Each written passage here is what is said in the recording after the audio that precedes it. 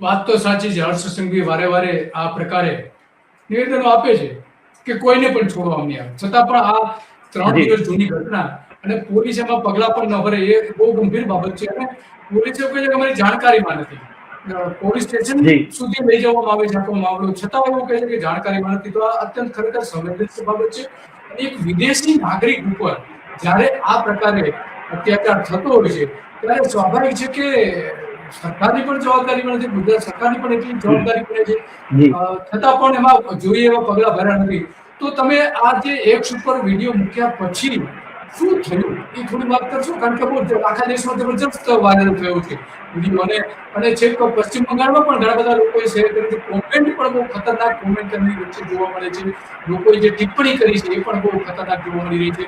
તો પછી શું થયું એની વાત કરશો થોડી? દિલીપભાઈ, ગઈકાલે 10 વાગ્યાના અરસામાં જ્યારે સૌથી પહેલા મને ખબર પડી, એક મારા પત્રકાર મિત્રે મને જાણ કરી કે આવી એક ઘટના બની છે, આવો એક વિડીયો છે, તમે જોઈ લો. એ વિડીયો જોઈને તું તો ડિસ્ટર્બ થઈ ગયો હતો.